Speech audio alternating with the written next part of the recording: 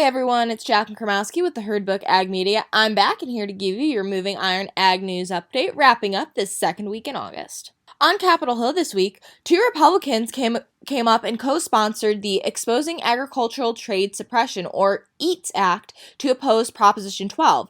This is the proposition that, also known as the California Farm Animal Confinement Proposition, which mandates that pork from breeding pigs and the immediate offspring of said pigs could not be sold in the state of California if they were quote-unquote confined in a cruel manner, meaning less than 24 square foot of usable floor space per pig. This was set to go into effect of January 1st, 2022. So right around the corner, actually. However, this act comes after the North American Meat Institute recently filed a petition with the U.S. Supreme Court challenging the constitutionality of Proposition 12. They say that this is consistent with the Commerce Clause of the Constitution, stating that the federal government, not other states, are what regulates interstate commerce. If this act is effective, it would essentially prevent other states from impeding the agricultural production and manufacturing of other states. The EPA has recently announced that the Biden administration is planning on proceeding in efforts to craft a, quote, durable definition, unquote, of the waters of the United States, WOTUS policy from the Obama administration, as shared by the Daily Scoop. However, how this is going to be received by farmers and ranchers remains to be seen, as this policy has previously caused notable issues from multiple agriculture entities and organizations. The EPA has stated that their quote-unquote engagement strategy on lotus is supposed to start sometime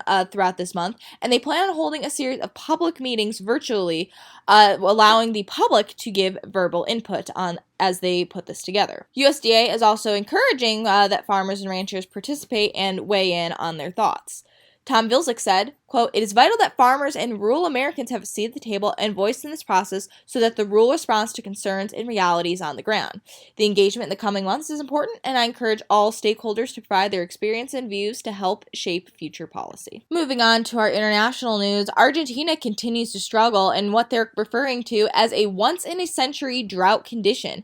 It has essentially lowered the water level of the country's main grain transport river, which has further reduced farm exports and increased logistic costs, according to meteorologists, reports Reuters. This is significant as this country is the world's number 3 corn supplier and number 1 soybean meal for livestock, and is used not only in Europe but also in Southeast Asia. And speaking of grains, here in the U.S., the price of flour is expected to increase, of course, also due to our extreme drought conditions, but also due to market volatility. Right now, nearly 98% of all U.S. spring wheat crop is experiencing some sort of drought conditions, which is being rated as the worst since 1988. Right now, a lot of commodity buyers are also swapping corn for wheat and livestock feed, and other logistical costs are continuing to increase. In the Pacific Northwest, winter wheat, which usually goes off to Asia, is also not doing very well,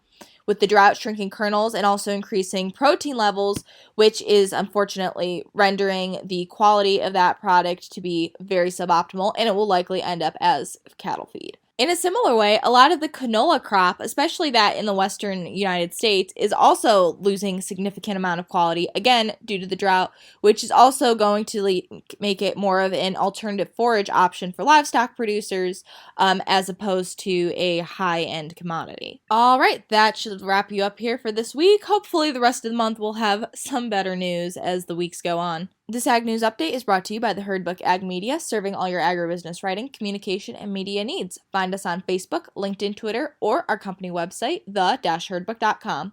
Let me know you found out about us here on Moving Iron and get 20% off your first invoice.